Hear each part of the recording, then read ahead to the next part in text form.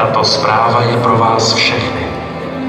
Pro vás, kteří jste uvědomělí, ale stále žijete v obavách a ve strachu. Pro vás, kteří máte alespoň malou představu o tom, co se právě teď děje v pozadí.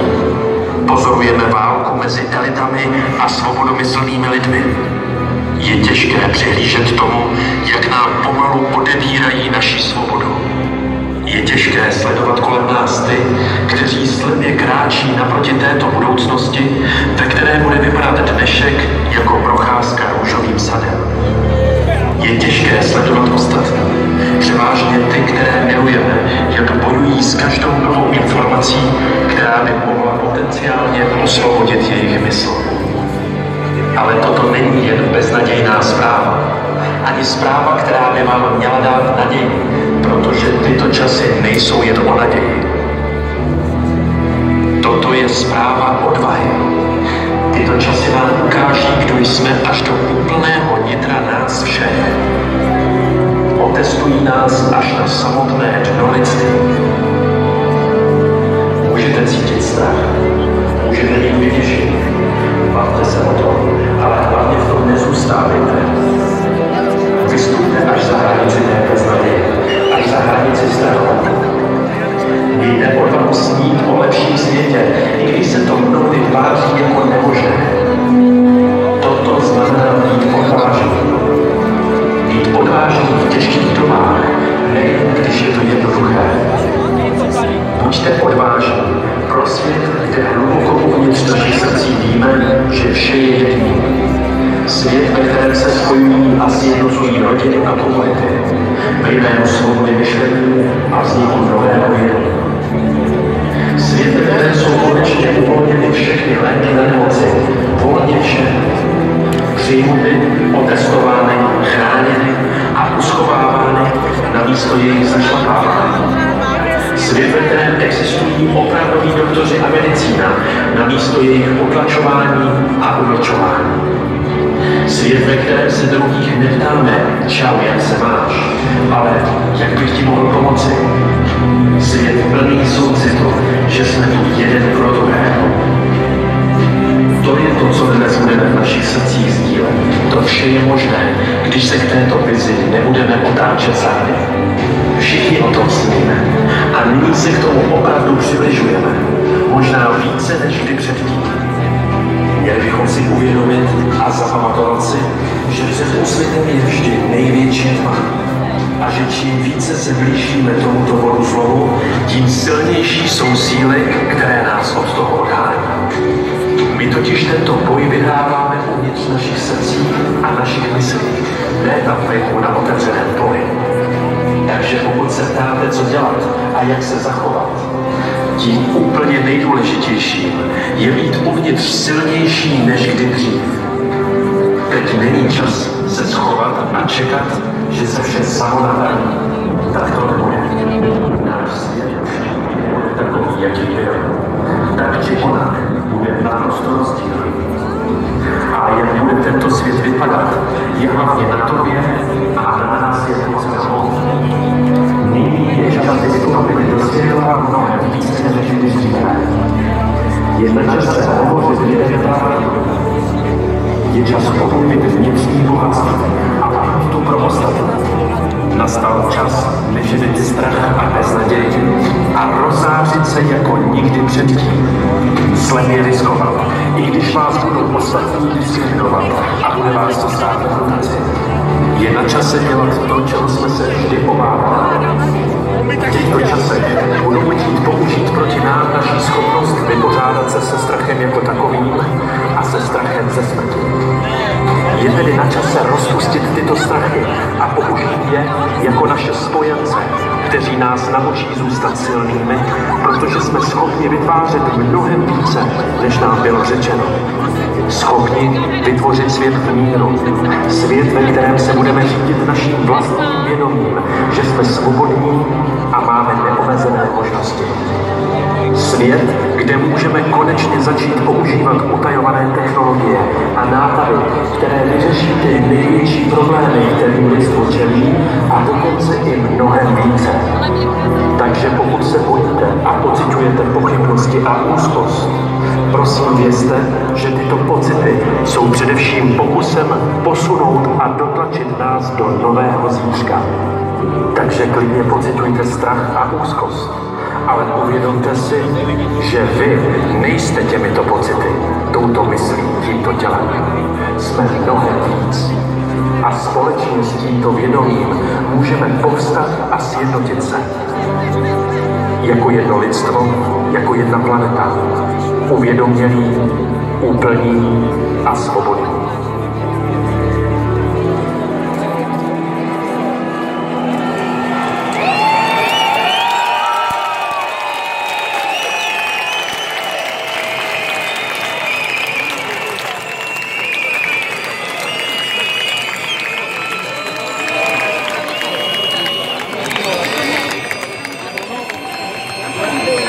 Tak přátelé, to bylo poselství pana Jiřího Havla, který je spoluorganizátorem této demonstrace. Děkujeme mu za něj.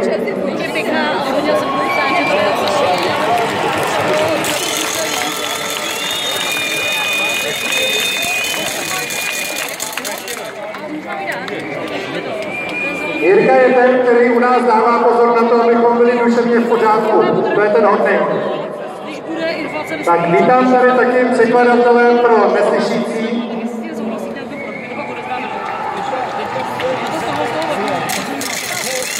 Vítám tady novináře z České televize, z iDnes, ze Seznamu, Starý. Pokažte jim úsměv.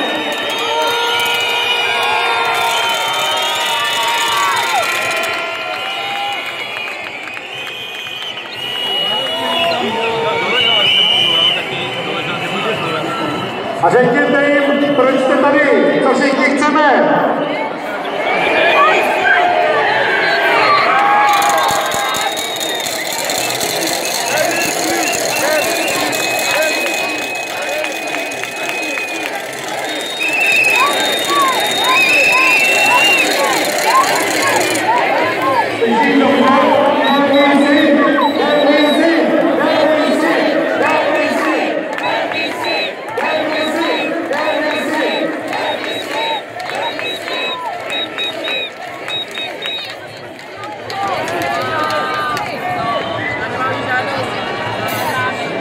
Výborně, přátelé, Václavské náměstí Platnáky plné, přišla žádost, jestli bychom se mohli posunout maličko směrem nahoru od spoda a jestli můžete maličko do strany, ještě jestli je místo, prosím vás o to, protože je tady úplně plno.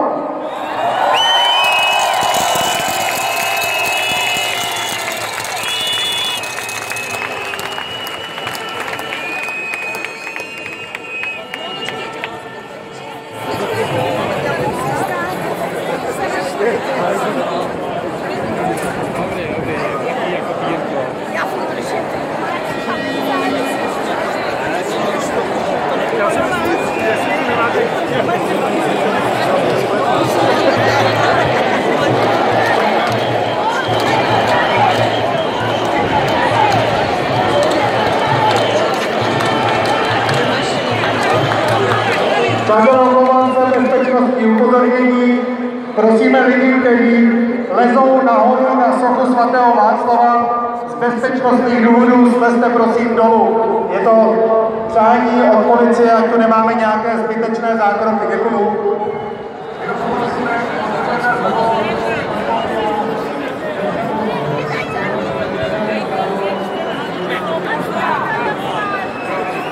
Potřebujeme zdravotníky napravo od pódia. Zvedněte ruku, kde to je. Je to 4 metry od pódia na pravé straně pod ledkou. Udělejte prosím prostor, uličku pro zdravotníky. A vás všechny ostatní prosím, pijte vodu, jsou tady toalety, kdybyste potřebovali, je jich tady méně, než jsme čekali, je tady opravdu hodně lidí. Kdybyste někdo měli zdravotní problémy, okamžitě to hlašte. Zvednuté ruce znamenají, že doktora potřebujete. Ano, potřebujeme zdravotníka nalevo od pódia.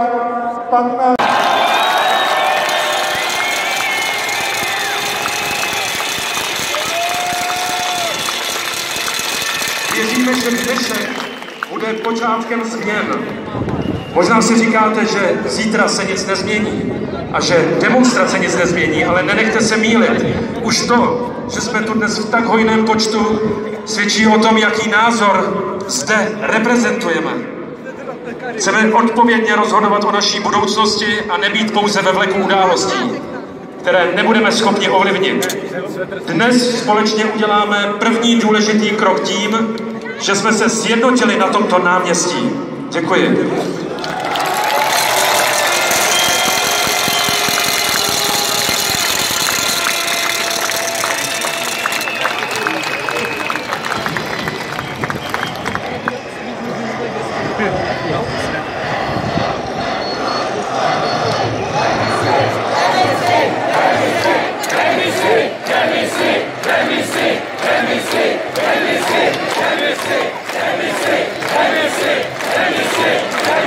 Tak přátelé, celý Václavák křičí, že chce demisi vlády.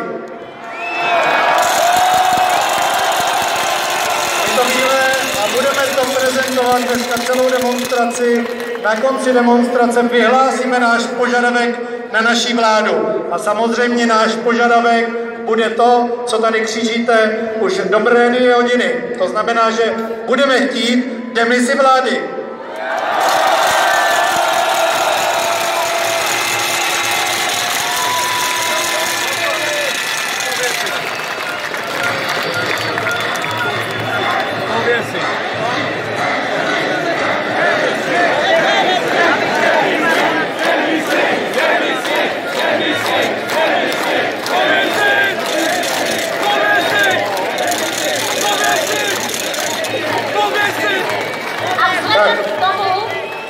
Pardon? Máme tady ovšem několik řečníků, jak už jste slyšeli od Ivanky. Máme tady nějaký program, demonstrace bude trvat zhruba 2 hodiny, takže si to užijte, protože to budou jedny z nejlepších 2 hodin v našem životě. 2 hodiny, kdy si bereme naší zemi zpátky.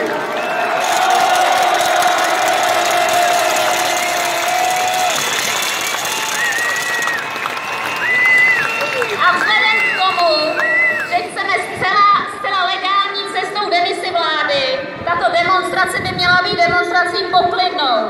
Nepřejeme si přece, aby nám někdo zdiskreditoval toto veřejné shromáždění jakýmikoliv provokacemi. Toto je velmi důležité. Prosíme vás proto o poklidnou akci. Pokud by někdo dokázal vyprovokovat násilí, policie by mohla demonstraci ukončit a tím bychom mohli přijít o možnost docílit toho, proč jsme sem všichni přišli. My Češi nepotřebujeme rozbíjet výlohy a zapalovat auta. My jsme jako buldozer. Klidnou sílou a pořád dopředu docílíme těch změn.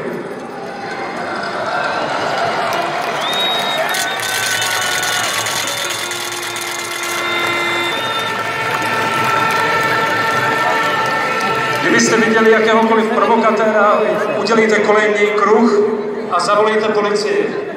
A vše dokumentujte. Děkujeme. Tak přátelé, dělat kruh na úplně plném Václavském náměstí bude asi velice těžké, ale poselství je jasné, prostě se nenecháme vyprovokovat. Další bezpečnostní upozornění je přísný zákaz používání pyrotechniky na veřejném shromáždění. Je to kvůli tomu, že by to mohlo způsobit paniku. Prosím vás pěkně, nikdo nedělejte žádné takové věci. Mobilní sítě mohou opravdu vypadnout, protože je hodně lidí na jednom místě. Nebude to pravděpodobně žádná provokace od nějaké společnosti, může se to stát, nebojte se, mobilní sítě zase naskočí. Pokud by někdo přišel s nějakou jinou než českou vlajkou, nevím tedy z jakého důvodu, když jsme v České republice, možná s moravskou, se slezskou, pokud by někdo přišel s jinou než českou, moravskou, slezskou vlajkou nebo s nějakou jinou naší vlajkou, tak sice by to tady být asi nemělo, ale berte to tak, že každý může mít svůj názor, ty lidi budou vidět, že jsou v menšině, neútočte na ně, prosím vás pěkně, žádnou...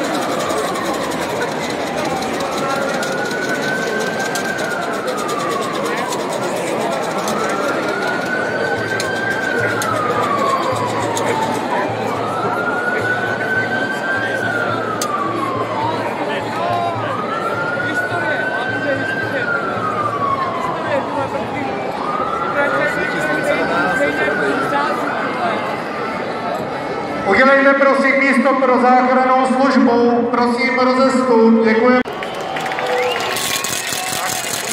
Děkuji mnohokrát. Je to pro mě velká čest vidět toto náměstí plné disidentů, svobodných lidí s vlastním názorem, kteří se ho nebojí projevit a nebáli se přijít. Děkuji aktivistům, že to celé zorganizovali. Chybí mi tady dvě věci. První je 1 000 000 korun za mnou. To je ten 1 000 000, co nám zmizel z energetiky. A ten my vrátíme, když nám pomůžete. To znamená, to ušetříte. A pomůžou nám tyto experti, kteří jsou za námi. To je řada skvělých lidí z různých oborů. Voda, zemědělství a tak dále. Všechno. Takže to je jedna věc. Druhá věc, jsem nervózní z toho, že za mnou není ten pán s tím notebookem. Já vím, že mě odposlouchává kvůli mé češtině, kvůli ničemu jinému. Ale on mě nějak chybí, já už jsem si na něj zvyk. Už je to jak za Švejka. Kdy byla větší nesvoboda, kdy byla větší cenzura, když ne teď? Kam jsme se to dostali? Takže...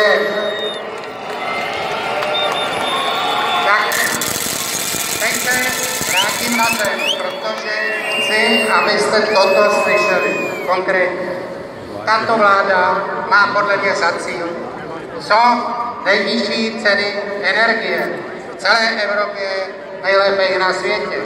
V elektřině už jsme to dosáhli, i při třetinových platech proti západní Evropě a dalším státům. Klidu se k tomu blížíme. A proč to je a jaký je důsledek? Důsledek je ten, že když jste platili za plyn za odtop domů 30 000, tak budete platit 200 000. Když jste platili za elektřinu 50 000, můžete platit až 400 000 za rok. K tomu je důsledek vysokých cen, extrémně vysoká inflace, ale neuvěřitelně. Ta vám sebere úspory. Na závěr přijde daň z tržní hodnoty domu. Ne 10 000, 5% na 3 z tržní hodnoty. A když se to, když se to naščítá, tak říkám, že to připadá, v roce 89 v listopadu se tady cinkalo klíčkama, většinou od domů.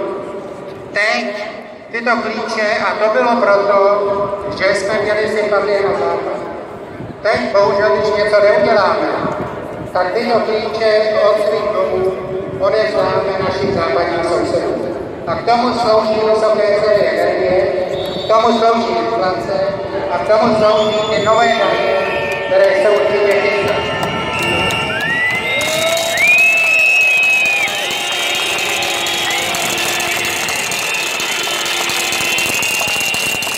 Odborníky, aby jim vláda umožnila vystupovat jménem České republiky, aby mohli uzavřít krátkodobé smlouvy do konce tohoto roku na dodávky levného plynu a levné ropy tam, kde Česká republika ještě může tyto komodity získat.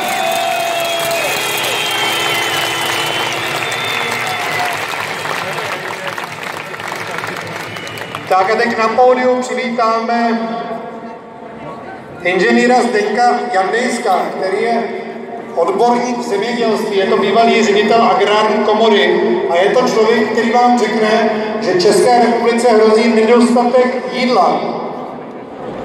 A řekne vám také to, že existuje řešení. Takže přivítejte inženýra Zdeňka Jandejska.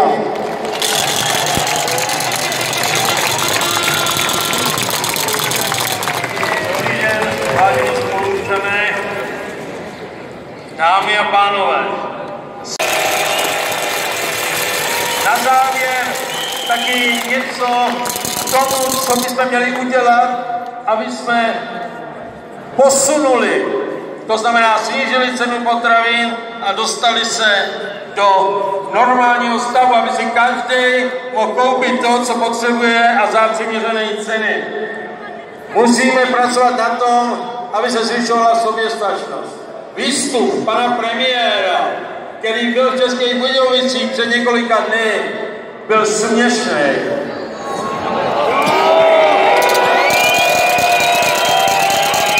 Jeho vystoupení ukazovalo jeho úroveň. Ani si nedokáže vybrat, kolik se do něj mu napsali pár vět, který mají nějaký smysl. Jeden vládou za druhým urážel zemědělce a nejen zemědělce, ale vás všechny.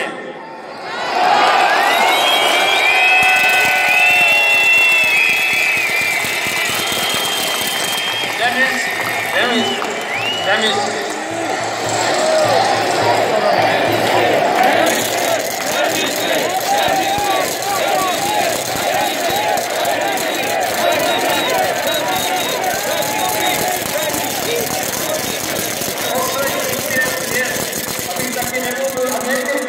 Řekl taky něco, co je potřeba udělat, aby jsme se někam posunuli. Pro vaši informaci, do zemědělství přichází 58,1 miliardy korun. Z toho více než 17 miliard spotřebuje administrativa. 41 miliard dostávají zemědělci. Ale ne ty, který produkují, ale ty, který zprivatizovali nebo koupili od státu pozemky, na který berou akorát dotace a vyrábějí akorát ekologický seno. Oni ani to seno nevyrábějí, oni pouze mulčujou. To je hanba. Pokud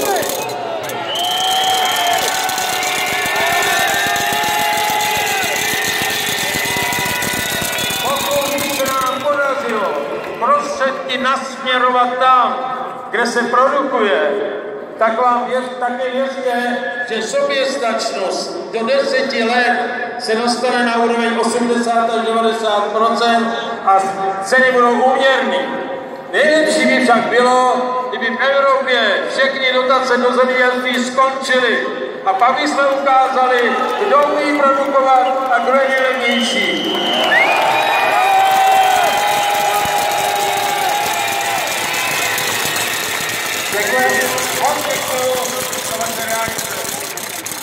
Děkujeme panu inženýru Jandejskovi. Ivanka uvede dalšího mluvčího. Co se týče bezpečnosti, jenom ještě jednou vás poprosím, prosím vás pěkně, náměstí je úplně plné.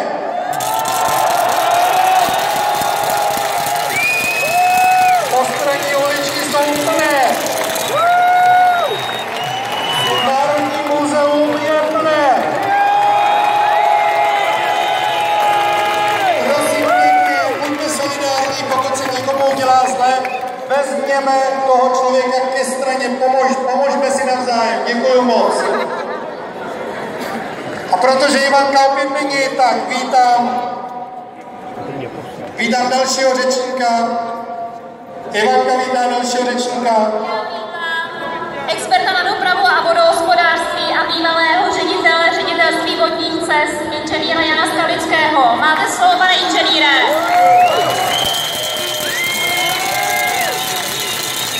Dobré odpoledne, dámy a pánové, vážení přátelé.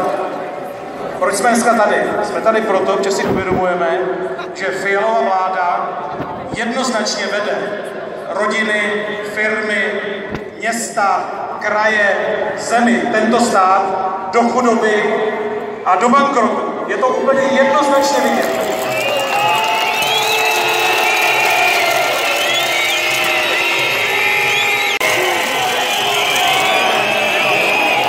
Takže pane Fialo, tady je celý národ. Stovky tisíc lidí se dívají na živé přenosy. A národ chce vaši demisi.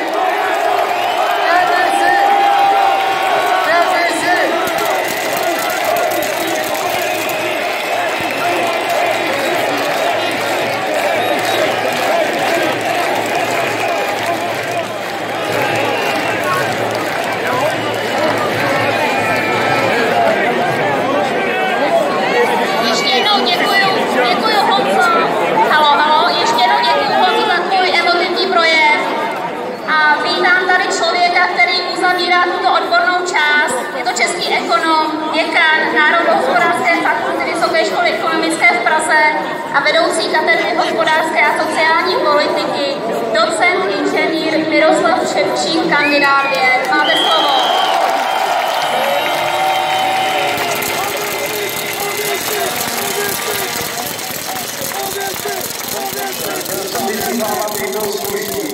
Co jsem teď slyšel, musím konstatovat, že Fiala je hnut.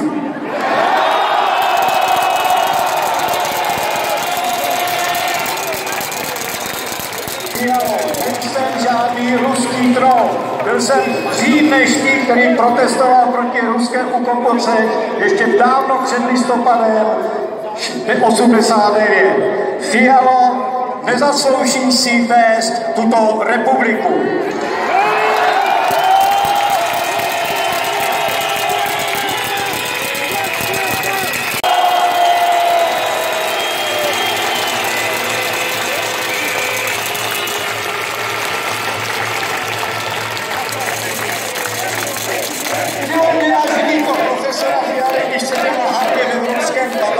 Musel jako malý smrad poslouchat výblídky člena Evropského parlamentu Guy Verhofstadta.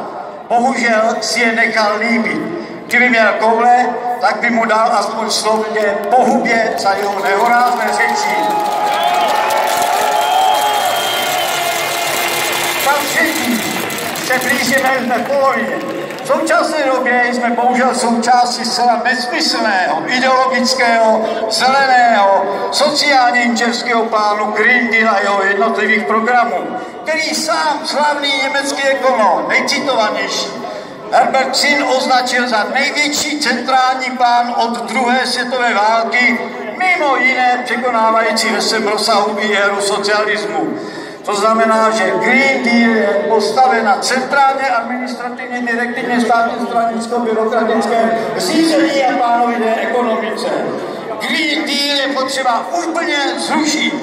Není možné.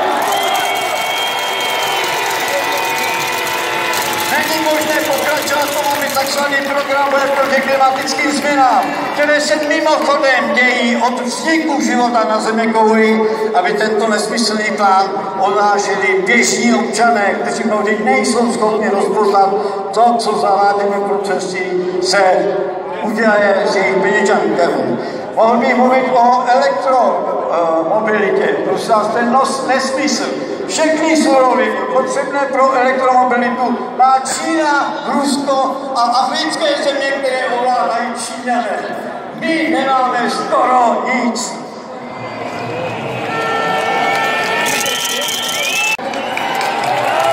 Že chceme mír.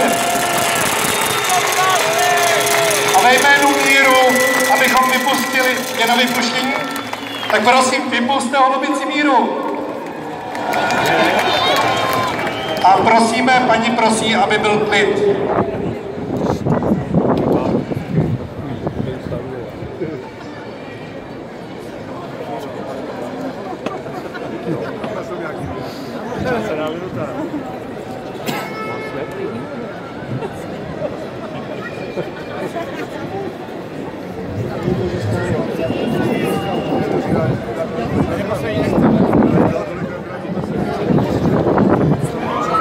Vlajky dolů, prosím, nevidíme. A prosíme klid.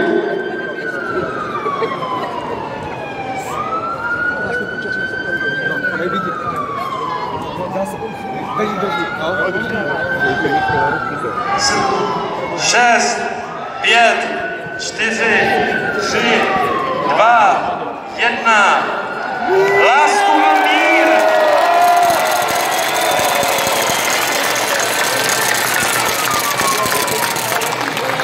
Přátelé, jdu si do zákulisí utřít oči a předáváme slovo paní Vladimíře Vítové, předsedkyni ANS.